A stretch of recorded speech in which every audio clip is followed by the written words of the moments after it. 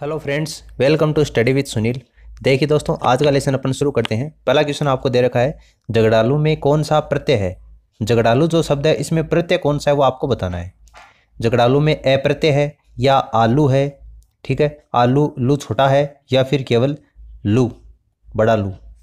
झगड़ालू में कौन सा प्रत्यय है, तो देखिए झगड़ालू के अंतर्गत आपका कौन सा प्रत्यय है, आलू प्रत्यय है, ठीक है। ऑप्शन जो सेकंड होगा वो इसका आंसर होगा। आर प्रत्यय का प्रयोग नहीं हुआ है। आर प्रत्यय का प्रयोग कौन से शब्द में नहीं हुआ है। देखिए, कहा से कहार बन गया, ठीक है, लोहा से लुहार बन गया, सोना से सुनार बन गया, लेकिन देखिए पालनहार, इसमें आपका आर प्रत्यय का प्रयोग नहीं हुआ है, इसलिए ऑप्शन डी इसका आंसर होगा। देखिए, प्रत्यय अलग होने के बाद में जो शब्द बनता है इसका आपका कोई ना कोई अर्थ निकलना जरूरी होता है, ठीक है। और कौन से शब्द से आपका आर प्रत्यय का प्रयोग नहीं हुआ ये पूछा था, तो पालनहार में नहीं हुआ है। ऑप्शन डी क्या हो जाएगा, इसका आंसर हो जाएगा। अगला क्वेश्चन दे रखा है, किस शब्द में ना प्रत्यय का प्रयोग नहीं किया जाता। ये जो आपको चार ऑप्शन दे रखे हैं इनमें से ना प्रत्यय का प्रयोग कौन से शब्द में नहीं हुआ है ये बताना है आपको। देखिए, गाना, इसमें ना प्रत्यय का प्रयोग हुआ है, बिल्कुल हुआ है। जाना, इसमें भी ना प्रत्यय है। जमाना, देखिए जमाना और आना, आना में आ और आद में ना प्रत्यय का प्रयोग हुआ है, लेकिन जमाना के अंतर्गत आपका ना प्रत्यय का प्रयोग नहीं हुआ है। ऑप्शन आपका जो थर्ड दे रखा है ये इसका करेक्ट आंसर होगा। जमाना जो है वो अपने आप में एक मूल शब्द है, इसमें किसी प्रत्यय का प्रयोग नहीं हुआ है, तो ऑप्शन सी इसका आंसर होगा। तो किस शब्द में ए उपसर्ग है, कौन से शब्द में ए उपसर्ग ये आपको बताना है। देखिए, अभिमान, अनजान, अभाव या अवमान, ए उपसर्ग कौन से शब्द में ये बताना है। देखिए, अभिमान में अगर आप ए अलग कर देते हैं तो भिमान कोई भी शब्द नहीं होता। उसी तरीके से अनजान में अगर ए अलग करते हैं तो नजान कोई भी शब्द नहीं होता। और अवमान में अगर आप ए अलग करते हैं तो वमान कोई भी शब्द नहीं होता। लेकिन अभाव में अगर ए अलग करते हैं तो भाव एक अपने आप में शब्द होता है जिसका कोई न कोई अर्थ निकलता है। देखिए, अभाव क्या हो जाएगा, इस क्वेश्चन का करेक्ट आंसर हो जाएगा कौन से शब्द में ए उपसर्ग पूछा था। तो उपसर्ग अलग करने के बाद में जो शब्द बचता है उसका कोई ना कोई अर्थ निकलना जरूरी होता है, इसलिए अभाव क्या हो जाएगा, इसका आंसर हो जाएगा। फिर अगला क्वेश्चन दे रखा है, उच्चारण शब्द में उपसर्ग है। उच्चारण शब्द में कौन सा उपसर्ग है ये आपको बताना है। उ, उच्च, उत या उच्च। देखिए, उच्चारण शब्द में उपसर्ग वो कौन सा आपका उत उपसर्ग है, ठीक है। अब उच्चारण जो शब्द है इसमें कौन सी संधि है और इसका संधि विच्छेद क्या होगा ये आपको नीचे कमेंट सेक्शन में कमेंट करके बताना है, ठीक है। देखिए, उच्चारण जो शब्द है इसमें उपसर्ग कौन सा हो जाएगा, आपका उत हो जाएगा। फिर देखिए, अगला क्वेश्चन आपको दे रखा है, आभ्यंतर का सही अर्थ क्या होगा। आभ्यंतर जो शब्द है इसका सही अर्थ क्या होगा। किसी वस्तु की आभा, किसी वस्तु का बाहरी भाग, किसी वस्तु का भीतरी भाग या किसी वस्तु से भिन्न। तो आभ्यंतर जो शब्द है इसका सही अर्थ क्या हो जाएगा आपका, अभ्यंतर यानी कि किसी वस्तु का भीतरी भाग, ठीक है। ऑप्शन जो आपको थर्ड होगा वो इसका करेक्ट आंसर होगा। इस वाक्य में अशुद्ध भाग का आपको चयन करना है। देखिए, एक वाक्य दे रखा है, चार ऑप्शन के माध्यम से आपको समझना है। देखिए, तुष्टिकरण करने की नीति अपनाकर न तो व्यक्ति आगे बढ़ सकता है और ना राष्ट्र आगे बढ़ सकता है। ये एक वाक्य है पूरा जो कि आपको चार ऑप्शन के रूप में दिया गया है। कौन से भाग में त्रुटि है, अशुद्धि है, ये आपको बताना है। देखिए, तुष्टिकरण करने की नीति अपनाकर न तो व्यक्ति आगे बढ़ सकता है और ना राष्ट्र आगे बढ़ सकता है। तो न तो व्यक्ति आगे बढ़ सकता है, सही है, और ना राष्ट्र आगे बढ़ सकता है, ये भी सही है। नीति अपनाकर ये भी सही है, लेकिन तुष्टिकरण करने की ये नहीं होगा, केवल होगा तुष्टिकरण की, ठीक है। करने की नहीं होगा, यहाँ पर करने जो है वो शब्द यहाँ पर आपका नहीं आएगा, इसका आपको लोप करना है। तुष्टिकरण की नीति अपनाकर न तो व्यक्ति आगे बढ़ सकता है और ना राष्ट्र आगे बढ़ सकता है। तो ऑप्शन फर्स्ट क्या हो जाएगा, इसका आंसर हो जाएगा। इसमें जो करने आपको शब्द दिया गया है ये भाग इसमें अशुद्ध होगा। युयुत्सु का अर्थ क्या होता है। युयुत्सु जो शब्द है इसका अर्थ क्या होता है ये आपको बताना है। चार ऑप्शन दे रखे हैं। युद्ध में अमर होने वाला, युद्ध की इच्छा या युद्ध की इच्छा रखने वाला, या दूसरों को रुलाने वाला। युयुत्सु शब्द का अर्थ क्या होगा। देखिए, युद्ध में अमर होने वाला नहीं होगा और दूसरों को रुलाने वाला भी नहीं होगा, इन दोनों में से आपको बताना है। देखिए, युद्ध की इच्छा नहीं होगा, युद्ध की इच्छा रखने वाला जो होता है उसको क्या बोलते हैं अपन, युयुत्सु बोलते हैं। तो ऑप्शन सी क्या हो जाएगा, इसका आंसर हो जाएगा। सांकल का तत्सम शब्द क्या होगा। सांकल का तत्सम शब्द आपको बताना है। सांकल का तत्सम शब्द क्या होगा? सांकल्य नहीं होगा, सायकाल भी नहीं होगा और संकुल भी नहीं होगा। श्रृंखला होगा। श्रृंखला, ये देखिए थोड़ा सा अशुद्ध लिखा गया है, श्रृंखला इस तरीके से लिखा जाता है, ठीक है। तो सांकल जो शब्द है इसका तत्सम शब्द आपको बताना था, तो श्रृंखला क्या हो जाएगा? इसका आंसर हो जाएगा। फिर अगला आपको दे रखा है च वर्ग का उच्चारण स्थान कौन सा है? च वर्ग का उच्चारण स्थान कौन सा है? देखिए 5-6 सूत्र होते हैं, उसके माध्यम से अपन इन उच्चारण स्थान को याद करते हैं, जो कि मैंने आपको पिछले किसी वीडियो में बताए भी हैं। एकु है, विसर्जनीय नाम, कंठ है, यानी कंठ से उच्चारण किसका होता है?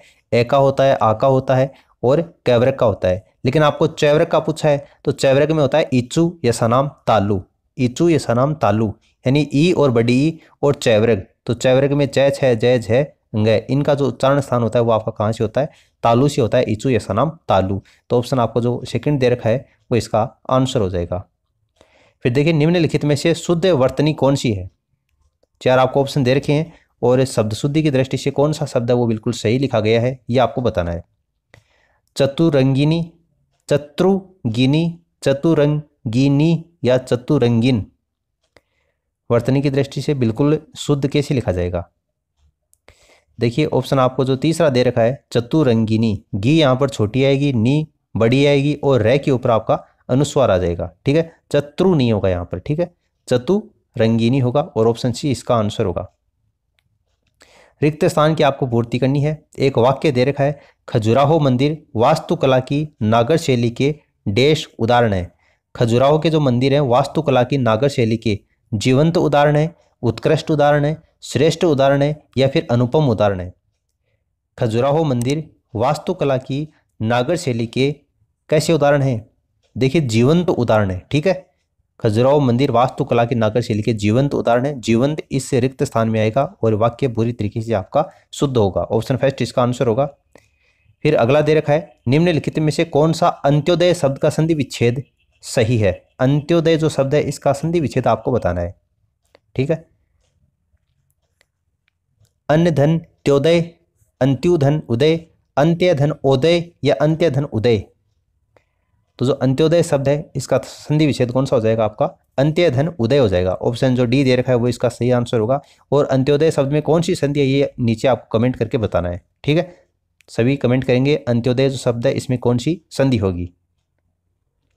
फिर देखिए अगला क्वेश्चन आपको दे रखा है चेहरे पर हवाइयाँ उड़ना मुहावरे का अर्थ है। चेहरे पर हवाइयाँ उड़ना मुहावरे का अर्थ कौन सा होता है? डर से घबराना, कुरूप होना, अत्यधिक सुंदर होना या स्वास्थ्य ठीक न होना। चेहरे पर हवाइयाँ उड़ना कहने का मतलब कि डर से वो घबरा जाता है, जिसके लिए काम में लिया जाता है मुहावरा चेहरे पर हवाइयाँ उड़ना। तो ऑप्शन फर्स्ट इसका आंसर होगा। इनमें से कौन सा तत्कालिक वर्तमान काल का उदाहरण है? तात्कालिक वर्तमान काल का उदाहरण कौन सा है? देखिए वह जाता है, वह जा चुका है, वह जा रहा है या वह जाता होगा। ये तात्कालिक वर्तमान काल का उदाहरण कौन सा हो जाएगा? वह जा रहा है, ये क्या हो जाएगा? आपका तात्कालिक वर्तमान काल का उदाहरण है। ऑप्शन सी क्या हो जाएगा? इसका आंसर हो जाएगा। फिर देखिए अघोष वर्ण कौन सा है? 4 आपको वर्ण दे रखे हैं, इनमें से अघोष वर्ण कौन सा है ये आपको पूछा है।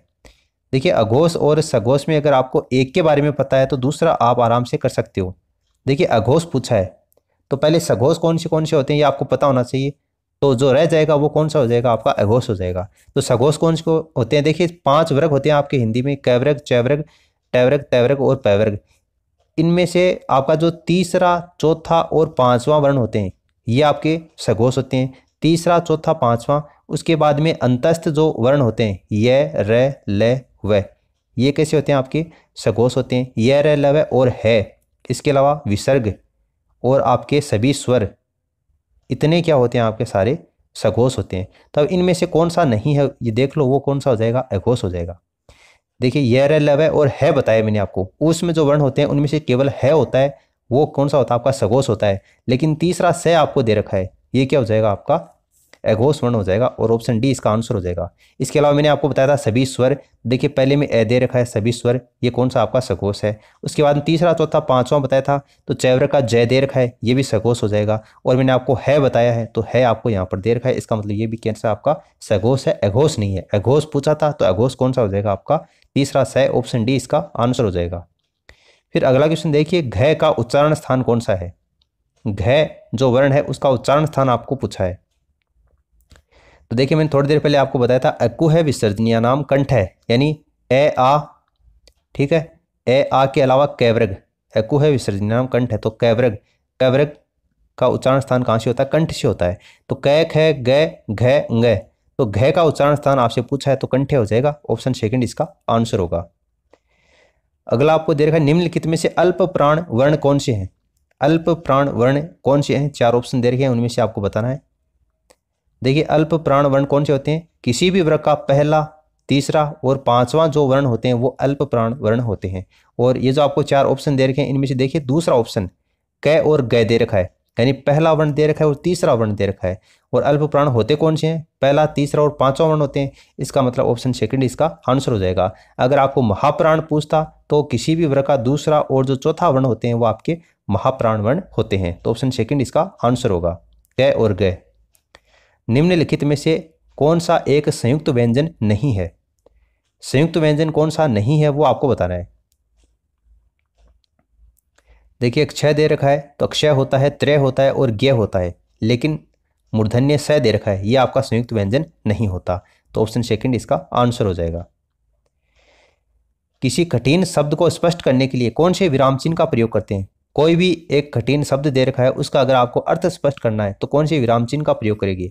देखिए कोई भी एक अगर आपको वाक्य दे रखा है और किसी वाक्य के बीच में अगर कोई ऐसा शब्द आ जाता है जो कि कठिन है और उसकी आपको व्याख्या करनी है, तो जस्ट उस कठिन शब्द के आगे आपको कोष्टक लगाकर और उस शब्द के बारे में आपको जानकारी देनी होती है, यानी कि इस शब्द का मतलब क्या होता है। तो किसी भी कठिन शब्द के बारे में या फिर उसका अर्थ स्पष्ट करने के लिए आपको कौन से विराम चिन्ह का प्रयोग करते हैं? आप कोष्टक विराम चिन्ह का प्रयोग करते हैं, ठीक है, कोष्टक विराम चिन्ह, यानी कि ऑप्शन सी क्या हो जाएगा? इसका आंसर हो जाएगा। फिर अगला क्वेश्चन दे रखा है विद्वान विशेषण से बनी भाववाचक संज्ञा कौन सी है? विद्वान विशेषण से बनी भाववाचक संज्ञा कौन सी है? विदुषी, विधाता, विद्वता या वरदान? तो विद्वान आपका जो विशेषण है इससे भाववाचक संज्ञा आपकी कौन सी बनती है? विद्वता बनती है, ठीक है, विद्वता, ऑप्शन सी इसका आंसर होगा। किस वाक्य में पूर्वकालिक क्रिया है? पूर्वकालिक क्रिया कौन से वाक्य में है? देखिए पूर्वकालिक क्रिया होने के लिए एक कंडीशन होनी चाहिए, यानी कि एक क्रिया पूर्ण होने के बाद में दूसरी क्रिया शुरू हो जाती है। तो जो पहले वाली क्रिया पूर्ण होती है उसमें आपकी पूर्वकालिक क्रिया होती है। तो देखिए चारों आपको एग्जाम्पल दे रखे हैं, पूर्वकालिक क्रिया कौन सी में है वो आपको बतानी है। ठोकर लगते ही लड़का गिर पड़ा, वह चाय पीकर घूमने जाता है, विद्यार्थी आए तो कक्षा लगे, निरपराध को डांटते शर्म नहीं आती। मैंने कहा कि एक आपका जो काम होता है वो पूरा होने के बाद में दूसरा काम शुरू होना चाहिए, यानी कि दूसरी क्रिया आपकी प्रारंभ होती है। देखिए वह चाय पीकर, यानी कि चाय पीने का काम है वो ऑलरेडी हो चुका है, और घूमने जाता है यानी दूसरा काम शुरू हो चुका है, घूमने जाता है, तो चाय पीकर घूमने जाता है। पूर्वकालिक क्रिया जिस भी वाक्य में होती है उसमें आपका एक कर शब्द है वो आपको लगा हुआ मिलता है, तो इसकी पहचान करने का भी एक तरीका आप यहाँ पर देख सकते हैं। वह चाय पीकर घूमने जाता है, यहाँ पर पीकर शब्द आपको दिया गया है, यानी कि एक क्रिया वो पहले हो चुकी है, यानी पूर्वकालिक यानी कि पूर्व के काल में हो चुकी है, और दूसरी क्रिया यहाँ पर प्रारंभ हो चुकी है। तो ऑप्शन आपको जो सेकंड दे रखा है वो यहाँ पर इसका आंसर हो जाएगा। किस वाक्य में सकर्मक क्रिया नहीं है? कौन से वाक्य में सकर्मक क्रिया नहीं है वो आपको बताना है। चार आपको ऑप्शन दे रखे हैं। नेहा हंसती है, सुधीर कार चलाता है, पुलिस ने चोर को पकड़ लिया, रामू को दवा पिलाओ। तो रामू को क्या पिलाओ? दवा पिलाओ, ठीक है। क्या का यहाँ पर आपको उत्तर मिल रहा है? पुलिस ने चोर को पकड़ लिया, पुलिस ने किसे पकड़ लिया? चोर को पकड़ लिया। सुधीर कार चलाता है, सुधीर क्या चलाता है? कार चलाता है। लेकिन नेहा हंसती है, नेहा क्या हंसती है? ऐसा कोई प्रश्न नहीं होता, नेहा क्या हंसती है, ठीक है।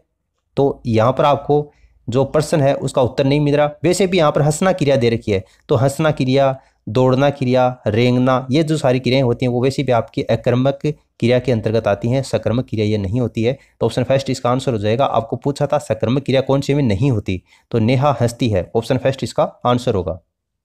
इसमें अकर्मक क्रिया है, सकर्मक क्रिया का उदाहरण ये नहीं है। निम्न में से तत्सम शब्द का उदाहरण कौन सा नहीं है? तत्सम शब्द का उदाहरण कौन सा नहीं है? दुग्ध, कार्य, पुस्तक, हाथ।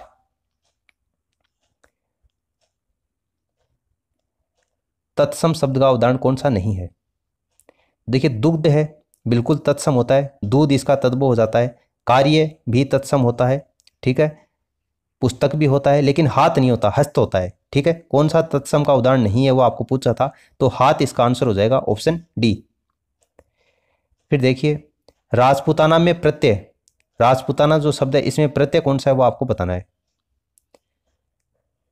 राजपूताना, आपको ये तो पता है कि राजपूत जो शब्द है वो इसके अंतर्गत मूल शब्द होगा, और कौन सा प्रत्यय हो जाएगा आपका, आना इसके अंतर्गत प्रत्यय हो जाएगा, और राजपूताना शब्द का निर्माण होता है, तो आना प्रत्यय ऑप्शन सेकंड इसका आंसर होगा। और आज का लास्ट क्वेश्चन आपको दे रखा है अंगीकार का विलोम, अंगीकार जो शब्द है उसका विलोम आपको पूछा है। देखिए अंगीकार का मतलब क्या होता है, स्वीकार करना, ठीक है, अंगीकार का मतलब क्या होता है, स्वीकार करना, और इसका विलोम आपको पूछा है, तो स्वीकार का विलोम क्या हो जाएगा, तिरस्कृत हो जाएगा, ठीक है, तिरस्कृत इसका विलोम हो जाएगा, और ऑप्शन जो सेकंड होगा वो इसका आंसर हो जाएगा, ठीक है, ऑप्शन सेकंड इसका आंसर होगा। तो आज के वीडियो में फिलहाल इतना ही। Thanks for listening and God bless you all.